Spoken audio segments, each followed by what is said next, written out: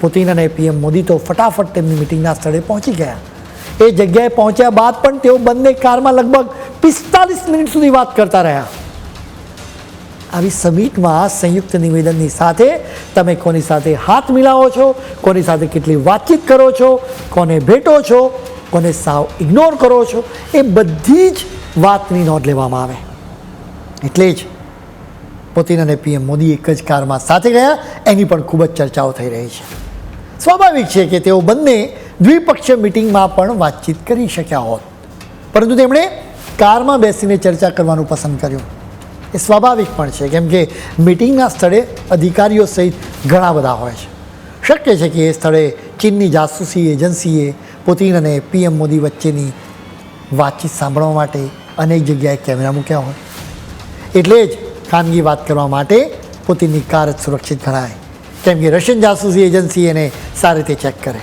એની આસપાસ અમેરિકા કે ચીનના જાસૂસો ન ફરકી શકે. હવે સૌને એ જાણવાની આતુરતા છે કે તેમણે બંને શું વાતચીત કરી હતી. આ વાતચીતનો ટાઈમિંગ ખૂબ જ ખાસ છે, કેમ કે પુતિન થોડાક સમય પહેલાં જ અલાસ્કામાં જઈને ટ્રમ્પને પણ મળ્યા હતા, જેના પછીથી ટ્રમ્પ અને યુક્રેનના રાષ્ટ્રપતિ ઝેલેન્સ્કી અને પુતિન વચ્ચેની મુલાકાત ગોઠવવાની હતી. એ મુલાકાત ગોઠવાતી જ નથી, એટલે ટ્રમ્પ પકડાયા છે. કેવી રીતે યુક્રેનનું યુદ્ધ અટકાવવું એ તેમને હવે સમજાતું નથી. આવા સંજોગોમાં પીએમ મોદી અને પુતિને ચોક્કસ જ યુક્રેનના યુદ્ધ મામલે તો વાતચીત કરી જ હોય. પુતિન કદાચ ભારતના હિતો સાચવવા માગે છે.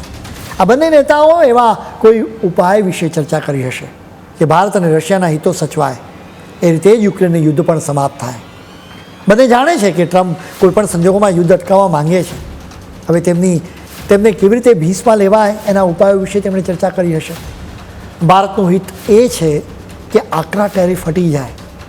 રશિયાનું હિત એ છે કે એણે કબજે કરેલો યુક્રેનનો ભાગ એની પાસે જ રહે. તેમણે એના વિશે પણ ચર્ચા કરી હોવાની પૂરેપૂરી સંભાવના છે. એટલે જ આગામી દિવસોમાં આ દિશામાં કંઈક નવા જૂની થઈ શકે છે.